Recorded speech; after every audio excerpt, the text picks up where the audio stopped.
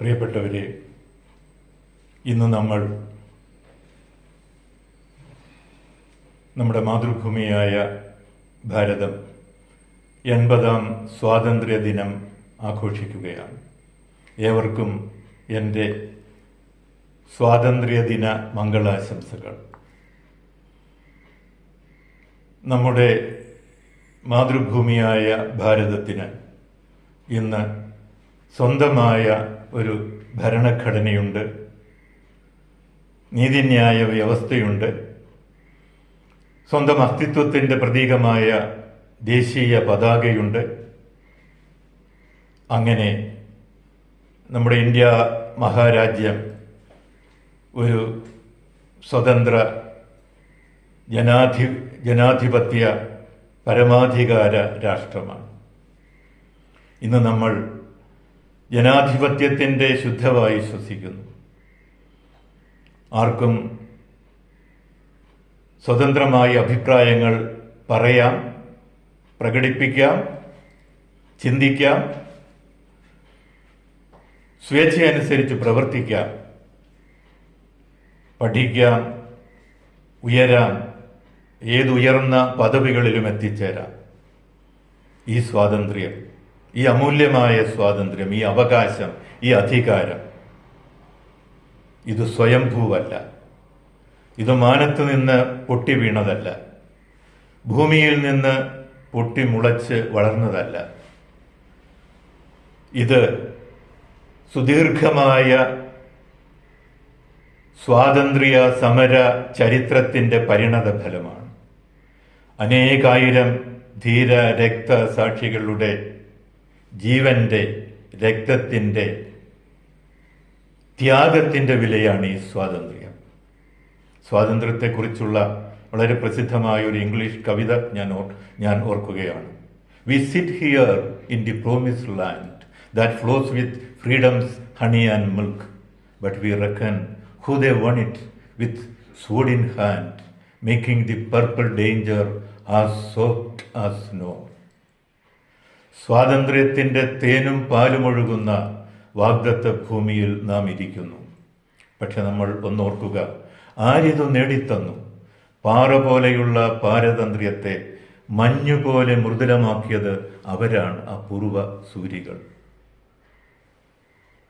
ആ പൂർവ സൂരികളുടെ, ആ സ്വാതന്ത്ര്യ സമര സേനാനികളുടെ, രക്തസാക്ഷികളുടെ ഓർമ്മകൾക്ക് മുൻപിൽ നമുക്ക് പ്രണാമം അർപ്പിക്കാം.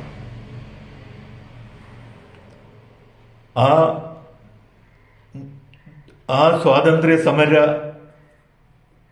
ചരിത്രത്തിലെ മുന്നണി പോരാളികളെ നമുക്ക് ഓർക്കാതിരിക്കാനാവില്ല.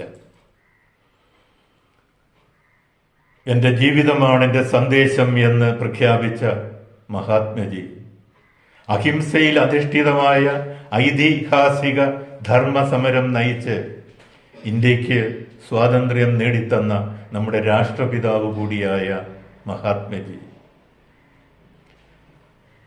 സ്വാതന്ത്ര്യം എൻ്റെ ജന്മാവകാശമാണ്, ഞാനത് നേടിയെടുക്കുക തന്നെ ചെയ്യും എന്ന് ഉച്ചൈസ്തരം ഉദ്ഘോഷിച്ച ലോകമാന്യ ബാലഗംഗാധര തിലകൻ,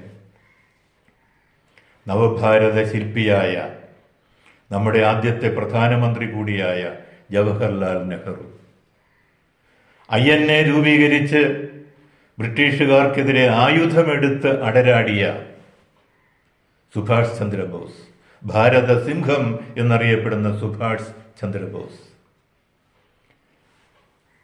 700 നാട്ടുരാജ്യങ്ങളിലായി ഛിന്ന ഭിന്നമായി കിടന്ന ഒരു ഭൂപ്രദേശത്തെ ഏകീകരിച്ച് ഇന്ത്യ എന്ന് പറയുന്ന ആ സ്വപ്നം, ഇന്ത്യ എന്ന് പറയുന്ന സ്വപ്നം യാഥാർത്ഥ്യമാക്കി മാറ്റിയ ഉരുക്കു മനുഷ്യൻ എന്ന് അറിയപ്പെടുന്ന പട്ടേൽ, സർദാർ വല്ലഭായ് പട്ടേൽ, ദാദാഭായ് നവറോജി, ഗോപാലകൃഷ്ണ ഗോഖലെ, മദൻ മോഹൻ മാളവിയ, ഈശ്വരചന്ദ്ര വിദ്യാസാഗർ, ഇങ്ങനെ പോകുന്നു ആ നീണ്ട നിര.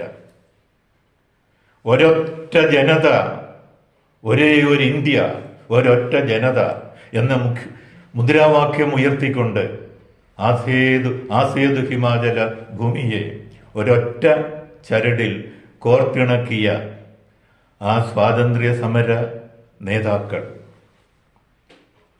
അവരുയർത്തിയ അതേ ആവേശം, അവർ പടർത്തിയ അവരുടെ ആ ആത്മചൈതന്യം അതുതന്നെയാണ് തീർച്ചയായും ഇന്നും ഓരോ പൗരനും അവൻ്റെ ഇച്ഛാശക്തിയായിട്ട് ഉണ്ടാവേണ്ടത് എന്ന് ഞാൻ ഓർക്കുകയാണ്.